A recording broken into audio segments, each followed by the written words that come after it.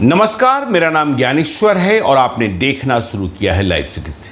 देखिए, बांकीपुर विधानसभा का उपचुनाव नहीं महाचुनाव संपन्न हो चुका है और 3 अगस्त को काउंटिंग है। सवाल ये है कि बीजेपी के नीरज सिन्हा जीत रहे हैं या जनसुराज के प्रशांत किशोर। आरजेडी तीसरे नंबर पर जाती हुई दिखाई पड़ी है वोटिंग के दौरान। तो देखिए, कई एग्जिट पोल्स कह रहे हैं कि प्रशांत किशोर जीत रहे हैं, लेकिन कई एग्जिट पोल्स और ज़मीनी हकीकत को समझने वाले लोगों का यह भी अनुमान है कि बांकीपुर में फिर से बीजेपी जीत रही है। तो बांकीपुर में फिर से बीजेपी जीत रही है तो क्या गणित है, और प्रशांत किशोर जीत रहे हैं तो क्या समीकरण है। इस बात को समझने के लिए आपको जातीय समीकरण को समझना होगा और उनके वोट ट्रेंड को और उनके प्रचार के ट्रेंड को समझना होगा। देखिए, यह सच है कि यदि बांकीपुर में भाजपा जीत जाती है तब भी यह भाजपा के उम्मीदवार नीरज कुमार सिन्हा की जीत नहीं होगी। सर्टिफिकेट तो उन्हें ही मिलेगा। हम क्यों कह रहे हैं कि नीरज कुमार सिन्हा की जीत नहीं होगी? नितिन नबीन ने, भाजपा के नेतृत्व ने नीरज कुमार सिन्हा को टिकट जरूर दे दिया, लेकिन इस उम्मीदवारी के खिलाफ बांकीपुर में जनता के प्रति, जनता के भीतर गुस्सा था। उन्हें उम्मीदवार के तौर पर, और वह भी प्रशांत किशोर के सामने, नीरज सिन्हा पसंद नहीं थे। लेकिन करते क्या? उनके सामने सवाल यह था कि भाजपा का साथ कैसे छोड़ दें। तो देखिए, आगे आने वाले चुनावों में, उपचुनावों में भाजपा को इस पर विचार करना होगा कि लोगों ने नीरज सिन्हा को भारी मन से वोट किया है। वोट मिला है नितिन नबीन को, क्योंकि नितिन नबीन जो हैं उम्मीदवार नहीं थे हुए, लेकिन नितिन नबीन के इस्तीफे के कारण ही चुनाव हो रहा था। नितिन नबीन सर्व स्वीकार्य रहे हैं बांकीपुर में। उनकी शिष्टता, उनका आत्मीयपन, लोग इसे पसंद करते हैं। अब देखिए, प्रशांत किशोर इतनी लड़ाई के बाद भी बहुत ही अच्छा लड़े हैं। वह क्यों दूसरे नंबर पर जा सकते हैं, जो एग्जिट पोल कह रहे हैं कि बीजेपी जीत सकती है। तो देखिए, बांकीपुर का माहौल कैसा बना था।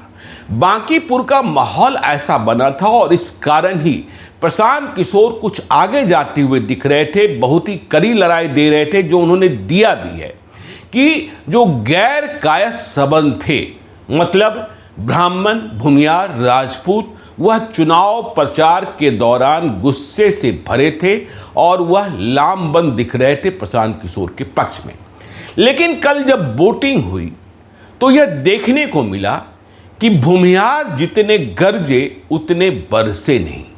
मतलब जितना उनके भीतर गुस्सा भरा हुआ था, वोटिंग के वक्त वह गुस्सा उतना दिखा नहीं और वह फिर से बीजेपी की ओर लौट गए, या यूं कहें कि ईवीएम मशीन पर नीरज कुमार सिन्हा के आगे, मतलब नंबर 2 पर उन्होंने बटन दबा दिया।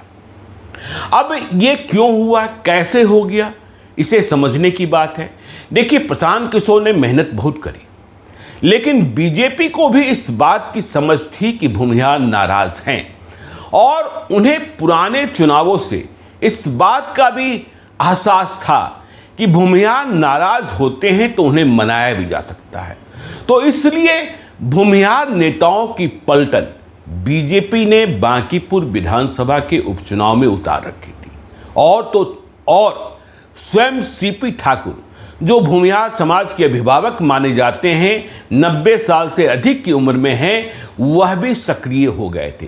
किस तरीके से चाणक्य होटल में मीटिंग हुई थी, उनके बेटे सांसद डॉक्टर विवेक ठाकुर, और फिर आपने देखा गिरिराज सिंह से लेकर भाजपा के हर छोटे बड़े नेता, बिहार सरकार के पथ निर्माण मंत्री कुमार शैलेंद्र भी लगातार, हमने तो यह भी देखा कि वह हरिबोल या जय कृष्ण की तरह, हरे रामा हरे कृष्णा की तरह पटना की सड़कों पर बांकीपुर विधानसभा क्षेत्र में कीर्तन कर रहे थे, जय भाजपा तय भाजपा कर रहे थे। तो भूमिहार जितने गरजे नहीं, जितने गरज रहे थे उतने बरसे नहीं। देखिए, ब्राह्मणों ने प्रशांत किशोर को नेता मान लिया। इसमें कहीं कोई शक नहीं है। लेकिन ब्राह्मणों की संख्या कितनी? राजपूत जाति में भी आखिर में विभाजन हुआ। पहले आपने राजपूताना देखा होगा, चाहे लोहानीपुर का हो या दूसरे इलाकों का हो, वहाँ प्रशांत किशोर की गूंज थी। लेकिन बाद में जिस तरीके से राजपूत जाति के नेताओं ने, चाहे लेसी सिंह हो, चाहे संजय सिंह हो, या भाजपा के दूसरे राजपूत नेता हो, राधा मोहन सिंह को देखा हमने, सभी लोगों ने सक्रियता बढ़ाई। उससे वोट में राजपूत का जितना वोट प्रशांत किशोर उम्मीद कर रहे थे वह उन्हें प्राप्त नहीं हो पाया, यह सच है। देखिए, गैर कायस्थ सवर्णों में गुस्सा कितना भरा था, और यह गुस्सा क्यों भरा था? भरत तिवारी की हत्या तात्कालिक मुद्दा, और देखिए इससे बड़ा मुद्दा था यूजीसी का, जो आज भी बरकरार है, मौजूद है। लेकिन मुझे याद है कि मैं फरवरी महीने में एक शादी समारोह में शामिल होने देवघर गया था। बिहार की ही शादी थी, बिहार के लोग देवघर जाकर शादी कर रहे थे, और सवर्ण समाज की ही शादी थी। वहाँ मुझे रात में कई लोग मिले जिन्होंने कहा कि देखिए, यूजीसी का नया कानून लाकर मोदी सरकार ने बहुत ही गड़बड़ किया है, लेकिन सिर्फ इस आधार पर हम उन्हें छोड़ नहीं सकते, भाजपा को छोड़ नहीं सकते। तो देखिए, नाराजगी है, लेकिन नहीं छोड़ने की बात, क्योंकि विकल्पहीनता है। तो प्रशांत किशोर, जो अब बिहार में चुनाव हारने के बाद भी यदि हार जाते हैं, अभी हम जीत और हार की स्पष्ट विवेचना नहीं कर रहे हैं, उन्हें एक नया नेतृत्व, देखिए यह तो सच है ना कि भूमिहार थोक में, होलसेल भाव में वोट देते थे बीजेपी को, लेकिन बांकीपुर के उपचुनाव में प्रशांत किशोर को भी मत मिले। अब वह मत 50% है, 40% है, 60% है। कायस्थों की तरह 100% नहीं है। कायस्थ में जो जेनजी थे, कायस्थों ने नीरज सिन्हा को वोट दिया है। उन्हें तो कायस्थों का जो दुर्ग है बांकीपुर, उसे बचाना था। तो भूमिहारों का आपने देखा कि वोटिंग ट्रेंड क्या रहा। अब देखिए, यादवों ने भी बीजेपी के लिए बड़ा काम कर दिया। देखिए, तेजस्वी यादव बिहार में विपक्ष के नेता में अपनी भूमिका का निर्वहन खोते जा रहे हैं। उन्हें बिहार की राजनीति से ज्यादा विदेश घूमना अच्छा लगता है, यह बात प्रमाणित हो चुकी है। तो बांकीपुर विधानसभा के उपचुनाव में आपने क्या देखा? मुसलमान मत तो टूट ही गए। मुसलमानों ने साथ छोड़ा आरजेडी का, माई समीकरण दरक गया। लेकिन यादव भी यह लगने लगा था, जब तक तेजस्वी यादव नहीं आए थे, कि यादव भी प्रशांत किशोर की ओर जा सकते हैं। लेकिन इस बात का भी ध्यान रखिएगा, बांकीपुर में हमने कहा कि नितिन नबीन का जो स्वभाव है, नितिन नबीन जिस तरीके का रिश्ता नाता बरकरार रखते हैं, वैसे में पहले के चुनावों में भी, बांकीपुर के चुनाव में यादवों का चाहे 10% चाहे 15% व्यक्तिगत कारणों से नितिन नबीन को वोट प्राप्त होता था। लेकिन अधिकांश मत 80% 85% तो राजद को ही जाता था, यह जानते हुए भी कि बांकीपुर राजद नहीं जीत सकता है। लेकिन मुसलमान और यादवों का समर्पण हमेशा राजद के साथ रहा। लेकिन समर्पण का भाव इस बार नहीं था। तेजस्वी यादव आए, रोड शो किया। रोड शो ने मुसलमान वोट बहुत नहीं बदला, वह प्रशांत किशोर के ही साथ रहे। लेकिन यादवों में वोट बट गए। देखिए, यादवों ने भी समझा कि तेजस्वी यादव हमारा देखभाल, हमारी जाति का देखभाल अब नहीं कर पा रहे हैं। आपने देखा ही, बंटी यादव की हत्या हुई, प्रशांत किशोर 3 बार चले गए, रामकृपाल यादव भाजपा के मंत्री गए, पप्पू यादव पहुंचे। लेकिन जब विदेश से आए तेजस्वी यादव, निश्चित तारीख को ही आए, जो उन्होंने कार्यक्रम पहले तय रखा होगा। आपको याद होगा कि उन्होंने राजद का स्थापना दिवस भी पहले ही मना लिया था। तब वह रोड शो के अंतिम दिन बंटी यादव के घर पहुंचे थे।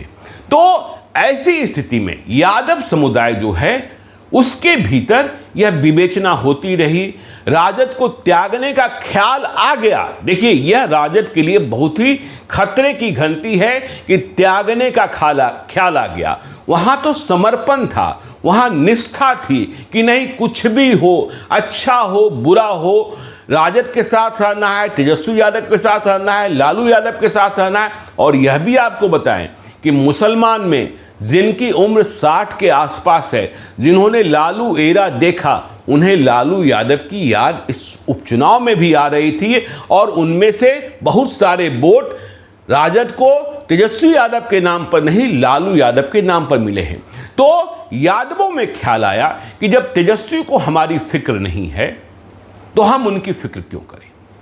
तो ऐसे में सवाल पैदा हुआ कि यदि हम राजद को वोट नहीं कर रहे हैं तो फिर जाएं कहां। उनके पास विकल्प था प्रशांत किशोर, उनके पास विकल्प था बीजेपी। देखिए, नितिन नवीन की अपनी पहचान, और फिर नित्यानंद राय केंद्रीय गृह राज्य मंत्री, उन्होंने किस तरीके से मेहनत की। देखिए, गुड़िया टोली जो रामकृपाल यादव का इलाका है, वहां भी वोट कितना मिला है बीजेपी को, यह 3 अगस्त को पता चलेगा। नित्यानंद राय ने door to door pocket meeting की, घरों पर जाकर, और यादवों को यह समझाने का प्रयास किया कि आप राजद को वोट दे रहे हैं, लेकिन आपको मिल क्या रहा है। न चुनाव आप जीतते हैं, न नेता आपका ख्याल रखता है, न पार्टी को फिक्र है, न बिहार को जीतने की जिद है। तो ऐसे में आप कब तक विपक्ष में रहेंगे। आप सत्ता के करीब आइए। हमारे जैसे लोग हैं, उन्होंने, देखिए, नित्यानंद स्वभाव से बहुत ही, जब किसी से बातचीत करते हैं तो घुल मिल जाते हैं, परिवार की बातें करते हैं। और तेजस्वी यादव के बारे में जानते ही हैं आप, उनसे मिलना ही कितना कठिन काम है, उनसे बातचीत ही कितना कठिन है। तो नित्यानंद राय, तो यादवों ने समझा कि आखिर हम लड़ते कब तक रहेंगे, फिर हम कह रहे हैं। तो इस स्थिति में क्या हुआ, इस स्थिति में ऐसा नहीं हुआ कि यादवों का 100% मत गैर राजद उम्मीदवारों को मिल गया। यादवों में भ्रम की स्थिति पैदा हुई। यादवों का वोट जो चुनाव प्रचार के दौरान राजद उम्मीदवार के जीतने की स्थिति न होने के कारण प्रशांत किशोर की ओर शिफ्ट होता दिख रहा था, वह एक मुश्त शिफ्ट नहीं हुआ। वहां बीजेपी को जितना मत नितिन नवीन को मिलता था, उससे अधिक मत यादवों का इस बार नीरज सिन्हा को मिल गया, बावजूद इसके कि नीरज सिन्हा को कोई जानता और पहचानता नहीं। प्रशांत किशोर को भी मिले, लेकिन थोक भाव में नहीं। तो भूमियार जिस तरीके से गरजे बरसे नहीं, यादव मतों का विभाजन हो गया। चुनाव प्रचार में वह प्रशांत किशोर को अधिक मिलता दिख रहा था, तो यादवों ने संजीवनी दे दी। यदि यादवों का मत 20 से 25% बीजेपी को प्राप्त हो गया है, चाहे कारण जो भी हो, तो यह बीजेपी के लिए जो ब्राह्मण या फिर विभाजित राजपूत या फिर विभाजित भूमियार जिनके वोट टूटे, उनसे जो नुकसान हो रहा था वह यादवों, क्योंकि यादवों की संख्या अधिक है, यादवों की संख्या राजपूत भूमियार दोनों के मतों को मिला दें तब उनसे भी ज्यादा अधिक है। हाँ, तो देखिए और क्या हुआ। नीतीश कुमार के वीडियो संदेश पर कितना विवाद हुआ। प्रशांत किशोर ने कह दिया यह एआई का बनाया हुआ वीडियो है, बहुत सारा विवाद चलता रहा। निशांत कुमार को आगे आना पड़ा, निशांत कुमार ने चुनाव प्रचार भी किया। जब तक नीतीश कुमार का वीडियो नहीं आया था तब तक कुर्मी मतदाता, देखिए बांकीपुर की बात करें तो यहां कुशवाहा से ज्यादा कुर्मी मतदाता हैं। कुशवाहा ने सम्राट चौधरी के नेतृत्व को पूर्ण रूपेण स्वीकार करते हुए बीजेपी के पक्ष में वोट किया है, लेकिन कुर्मियों में भ्रम की स्थिति थी, कुर्मियों में कुछ गुस्सा भी था। उन्हें लग रहा था कि नीतीश कुमार को हटाया गया, लेकिन नीतीश कुमार की वीडियो संदेश ने और जेडीयू के नेताओं द्वारा की गई मेहनत ने फिर इस गुस्से को कम किया। और गुस्से में, देखिए जब गुस्से में आप मत करते हैं तो ज्यादा एग्रेसिव करते हैं। वैसे एग्रेशन तो दिखा नहीं बांकीपुर में, कितना कम वोट हुआ है, तो एग्रेशन दिखा नहीं। और जब नीतीश कुमार ने अपील कर दी, निशांत कुमार सामने आ गए, तो कुर्मियों में जो ठोक वोट कुर्मियों का प्रशांत किशोर को मिलता हुआ दिख रहा था, उसमें भी विभाजन हो गया और वोट मिले बीजेपी को भी, वोट मिला प्रशांत किशोर को भी। अब प्रशांत किशोर को जो वोट मिला है यह 3 अगस्त को पता चलेगा, जब कुर्मी बाहुल्य बूथों का ईवीएम मशीन खुलेगा कि वहां अधिक किसको मिले हैं, वहां कम किसको मिले हैं। लेकिन कुर्मी मतों की धार, बदले की धार कमजोर पड़ गई। तो कुल जमा तौर पर स्थिति यह है, इस बात का भी ख्याल रखना होगा कि बीजेपी ने कल दोपहर के 1 बजे यह समझ लिया था कि लड़ाई आसान नहीं है। राजद तो कहीं लड़ाई में दिखी नहीं, राजद के कार्यकर्ता भी नहीं लड़ रहे थे बूथ पर और राजद के नेता भी बूथ पर चुनाव नहीं लड़ रहे थे। लड़ाई प्रशांत किशोर से है। तो बीजेपी 1 बजे के बाद 2 बजे से तो बिल्कुल 100% भूमिका में वह वैसे चुनाव लड़ने लगी बूथों पर जैसे राजद। कितना हंगामा हुआ, किस तरीके से खदेरा खदेरी हुई।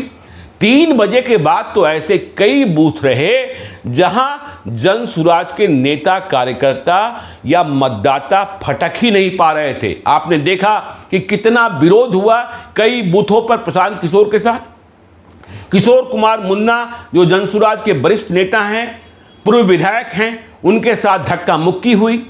प्रशांत किशोर के बहुत ही करीबी हैं अक्षय कुमार जो जहानाबाद के रहने वाले हैं, जिनके पिता अभिराम शर्मा ने जहानाबाद से जनसुराज के टिकट पर चुनाव लड़ा था, उनके साथ मारपीट हो गई।